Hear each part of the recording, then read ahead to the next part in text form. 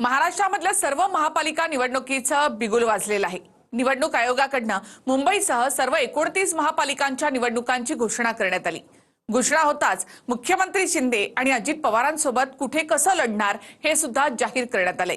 पाहूयात।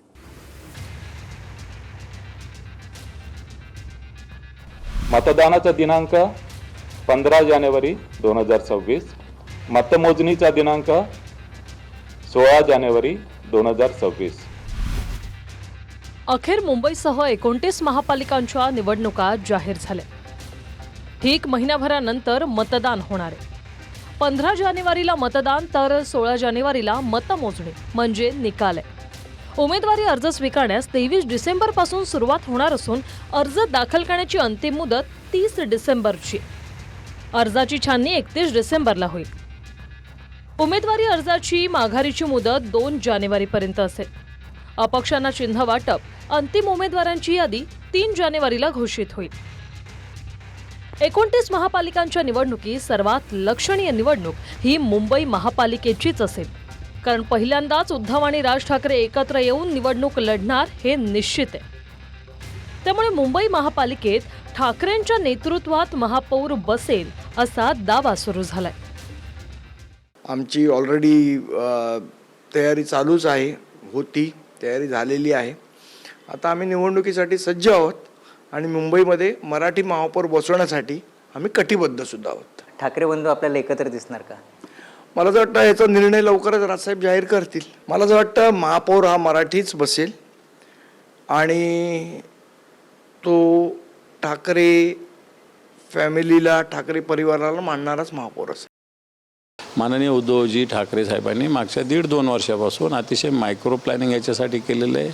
प्रत्येक वॉर्ड, प्रत्येक बूथपर्यंतची रचना शिवसेनेची संघटनात्मक मुंबईमध्ये आहे आणि मला असं वाटतं मुंबई सक्षमतेनं शिवसेना लढेल आणि उद्धवजींच्या नेतृत्वाखाली पुन्हा एकदा भगवा फडकवेल। दोन्ही ठाकरे एकत्रित आले तरी नाही आले तरी, दोन्ही ठाकरे एकत्रित आल्यानंतर काँग्रेसही त्यांच्यासोबत गेली तरीही मुंबईकर भारतीय जनता पार्टी, शिवसेना आमच्या महायुतीलाच निवडून देतील। कारण आमचा कारभार, आम्ही केलेला मुंबईचा विकास आणि मराठी माणसाचं आम्ही जोपासलेलं हित हे सामान्य मुंबईकरांनी पाहिलेलं असल्यामुळे मुंबईकर आमच्यासोबत राहतील। विरोधकांनी मतदार याद्यांवर आक्षेप घेतलेला आहे। मुंबईत 11 लाख दुबार मतदार असल्याचं समोर आलं। निवडणूक आयोगानं 1 जुलै 2025 पर्यंतची मतदार यादी वापरणार असल्याचं स्पष्ट केलं। तसंच दुबार मतदारांसमोर डबल स्टार असून एकाच ठिकाणी मतदान करता येईल असा दावा आयोगाने केलाय। मतदार याद्यांमध्ये जी दुरुस्ती करायला पाहिजे होती ती केली का नाही असा प्रश्न असला, ती जर दुरुस्त करणार नसतील तर ते काही ठीक नाही असं माझं मत आहे। कारण प्रचंड घोळ हा मतदार यादीमध्ये आहे। 1 जुलैची यादी पुन्हा तशीच ॲक्सेप्ट करणं आणि त्यावर निवडणुका घेणं हे काही निकोप लोकशाहीचं लक्षण नाही। फक्त बृहन्मुंबई महानगरपालिकेच्या संदर्भात मतदार यादींच्या याच्यामध्ये टेक्निकल इश्यू होता, तो टेक्निकल इश्यू सॉर्ट आउट झालेला आहे आणि आता कुठल्याही प्रकारचा टेक्निकल इश्यू त्याच्यामध्ये राहिलेला नाही आणि मतदार यादींबाबत कुठल्याही प्रकारचा घोळ नाही आहे आणि जो थोडा एक इश्यू आलेला होता तो आम्ही सॉर्ट आउट केलेला आहे। या संदर्भात राजकीय पक्षांसोबत बैठक झाली आणि जे काही आम्ही क्लॅरिफिकेशन दिलेले होते, क्लॅरिफिकेशन ऍक्च्युली राजकीय पक्षांनी किंवा उमेदवारांनी ज्याप्रमाणे आमच्याकडे रिप्रेझेंटेशन केलेलं होतं त्या रिप्रेझेंटेशन अनुसार आम्ही आमचे जे इन्फरन्स आहे त्या इन्फरन्स प्रमाणे आम्ही मार्गदर्शन केलं होतं। मुंबई ठाणे महापालिकेसह बऱ्याच ठिकाणी भाजप आणि शिंदेची शिवसेना युती करूनच लढणार आहे। मात्र पुण्यात अजित पवारांच्या राष्ट्रवादीसोबत मैत्रीपूर्ण लढत होणार असल्याचं मुख्यमंत्र्यांनी जाहीर केलं। म्हणजेच पुणे आणि पिंपरी चिंचवडमध्ये भाजप आणि अजित पवारांची राष्ट्रवादी आमने सामने असेल। आम्ही महायुती करण्याचा प्रयत्न करतो।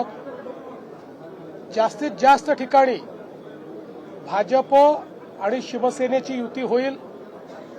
काही ठिकाणी भाजप, शिवसेना, राष्ट्रवादी युती होईल। 1-2 ठिकाणी भाजप राष्ट्रवादी युती देखील होताना आपल्याला पाहायला मिळेल। पुण्यामध्ये मात्र अजितदादांची आमची चर्चा झालेली आहे। आम्ही दोघेही इथले मोठे पक्ष आहोत। भाजपने 5 वर्षात चांगल्या पद्धतीनं पुण्याचा विकास केलेला आहे. त्यामुळे कदाचित पुण्यामध्ये राष्ट्रवादी काँग्रेस आणि भारतीय जनता पार्टी अमोरासमोर लढताना त्या ठिकाणी पाहायला मिळतील. नुकत्याच झालेल्या नगरपालिकांच्या निवडणुकीत बऱ्याच ठिकाणी भाजप आणि शिंदेंची शिवसेना आमनेसामने होती. मात्र महापालिकांची संख्या 29 आहे. त्यामुळे महायुती असो की महाविकास आघाडी कोणीही अधिक रिस्क घेणार नाही. कृष्णा सोनारवाडकरसह लक्ष्मण जाधव, TV9 मराठी, मुंबई.